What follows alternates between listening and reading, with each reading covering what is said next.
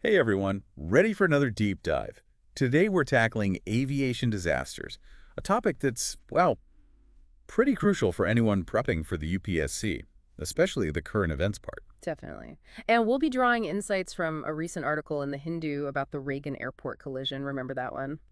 Yeah, a U.S. Army Black Hawk helicopter colliding with an American Airlines jet.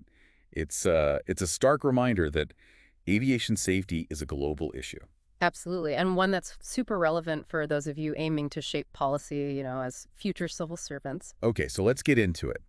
The article mentions this thing called press-on-itis, or some people call it hurry syndrome, which sounds kind of funny, but it's actually a serious cognitive trap for pilots. Oh, it is, for sure. Imagine you're in the cockpit, you're laser focused on sticking to the schedule, landing on time. Your brain might actually start filtering out crucial information, anything that contradicts that goal. So basically like tunnel vision. Exactly. It's like the desire to succeed winds you to potential dangers. Really scary when you think about it. Yeah, no kidding. And the article suggests this press-on-itis might have played a role in the Reagan crash. Investigators think it's possible. The helicopter pilot might have misidentified the plane he was approaching, maybe because of this hurry syndrome. And I'm guessing the nighttime conditions and maybe not so great visibility didn't help. Probably not. It's easy to see what you expect to see rather than what's actually there, especially under pressure. That's a powerful example of how cognitive biases can mess things up, even for highly trained professionals. Hold it out. The Hindu article also mentioned another tragic collision, the 1996 Charki-Dadri mid-air collision in India. Any connection to this press-on-itis there? Unfortunately, yes. The Kazakhstan Airlines flight involved strayed from air traffic control instructions, and hurry syndrome might have been a factor there too. Leading to that devastating crash with the Saudi Arabian Boeing 747. Sadly, yes. It feels a bit too simple to just blame the pilots, though. Doesn't this point to bigger issues? Absolutely. It's not about blame, it's about recognizing how pressure can affect anyone's decision making, especially in, high stress environments like aviation. And that's where those systemic factors come in, right? The article highlights a big difference in how the U.S. and India handle investigations, which affects how much we even understand these systemic issues. Yeah, for sure. Transparency is so key. After the Reagan collision, the U.S. made all the radar and ATC recordings public, which allowed for independent analysis, a more accurate and transparent view of what went wrong. But that's not really how India approaches things, is it? Not typically. In India, we tend to hold back on releasing data, especially sensitive stuff like flight recorder details, often for security reasons. So what we get are those sanitized reports the article talked about, which don't give us the whole picture. Exactly. Can you give us an example of how this lack of transparency played out? Well, the 2010 Mangaluru crash comes to mind. The aviation minister at the time actually defended the airport's safety before any investigations even began. Wow. Seems like a classic case of prioritizing PR over safety and, actually learning from mistakes. Yeah, it raises a lot of questions about how we approach these investigations in India. So we've got human error under pressure and a lack of transparency in investigations. What other systemic issues does the article flag? Okay, well, consider this. During the Reagan collision, there was only one air traffic controller on duty.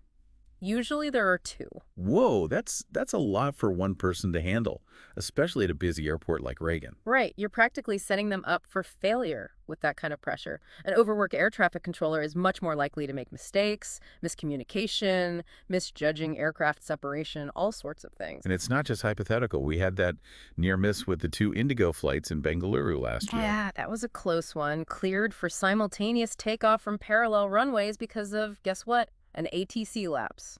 Could have been really bad.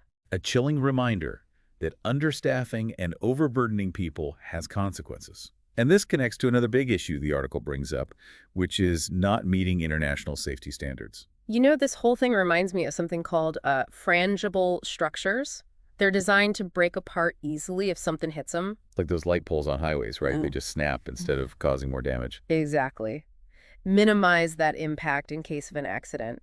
Back in 2010, the International Civil Aviation Organization, the ICAO, made it a rule, like mandatory, that all structures in operational airport areas gotta be frangible. So antennas, lighting, signage even. Yep, all that stuff. So if these standards are already there, how are accidents still happening because of non-frangible structures? The Hindu article mentioned a couple, right? Unfortunately, yeah, there are times when these standards just aren't implemented or enforced the way they should be. Like last year in South Korea, there was this incident, a plane's landing gear failed, and it ended up hitting an antenna during landing. Oh. And guess what?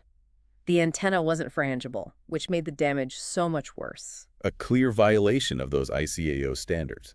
And was the 2010 Mangaluru crash, the one we talked about earlier, also related to a non-frangible structure?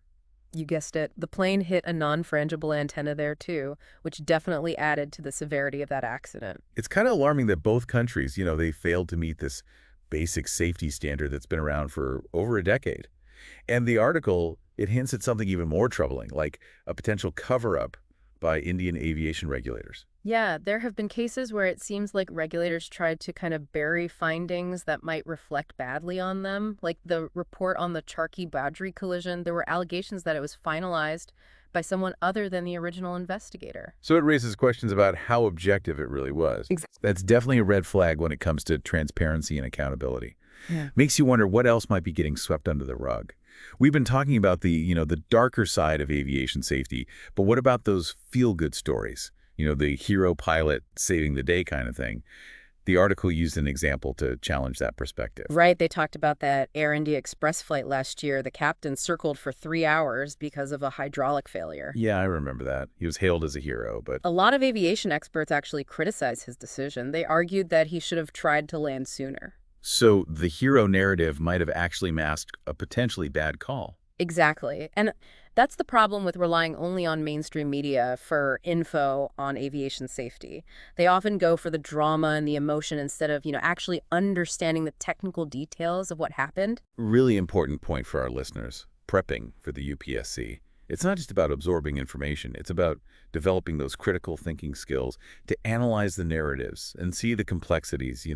So how do we move beyond these simple narratives and get to the real issues? I think it starts with diversifying our sources, Don't just rely on headlines. Yeah. Look for opinions from aviation professionals, researchers, organizations like the ICAO. They often have blogs, participate in forums, are active on social media. So actively seeking out different perspectives instead of just accepting what's given to us. Exactly. And another key part of critical thinking is questioning those assumptions.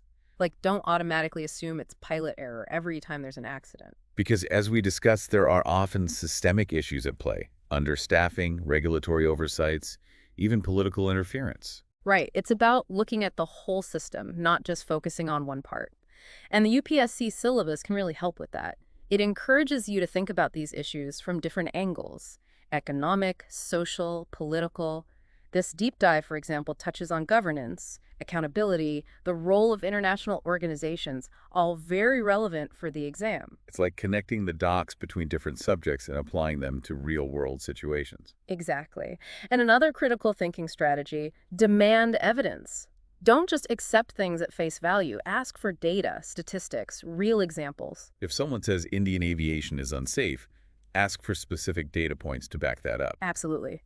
Because the data might show that India's had accidents, sure, but it could also show that the accident rate's been going down because of better infrastructure, training, and oversight. So it's about going beyond those simple generalizations and understanding the nuances. Yeah, that's what critical thinking is all about. And that applies to everything, not just aviation safety. It's a skill that every future civil servant needs. Couldn't agree more. Being able to think critically, analyze information objectively, and make good judgments, those are crucial for success in any field, especially for those aiming to join the civil services. All right, welcome back to the deep dive, everyone, especially those of you gearing up for the UPSC. We spent the last 2 parts really digging into the world of aviation safety, uncovering those systemic issues, and flexing those critical thinking muscles. Yeah. But as we wrap up this exploration, and don't forget we've been drawing from that insightful article in the Hindu, it's time to move from analysis to action. You got it. We've laid out the problems. Human error, those not-so-transparent investigations, the media's love for a good, dramatic story. But now let's brainstorm solutions, because just feeling overwhelmed isn't going to get us anywhere. Figuring out how to tackle these challenges, that's key, especially for future policymakers like yourselves. So where do we even begin? These issues feel so deeply rooted. Okay, how about something fundamental? Training. And I don't just mean pilots here. We're talking everyone involved. Air traffic controllers, the maintenance crews, regulatory staff, even the folks designing those airports. The more equipped they are to handle pressure, communicate clearly, and make those tough decisions under stress, the less likely those errors are to happen. That makes sense. But training alone can't solve everything, can it? What about the big systemic issues, like we talked about the understaffing, outdated equipment? Those seem like much bigger hurdles. You're absolutely right. We need those regulatory frameworks that really put safety first, no compromises. And that means holding airlines and aviation authorities accountable, not just giving them a slap on the wrist when something goes wrong. Look, I get it. There are economic pressures. The industry's complex, but cutting corners on safety, that's never the answer. It's literally playing with lives. And that's where transparency becomes so crucial, doesn't it? If we're operating in the shadows, how can we even identify those issues, let alone fix them before they turn into tragedies? Transparency is non-negotiable. Open investigations, public access to the data, that's the only way to learn from mistakes and stop them from happening again. And it can't just be reactive, after an accident. We need constant assessments. Are we meeting those ICAO standards? Can our airports actually handle the growing number of flights?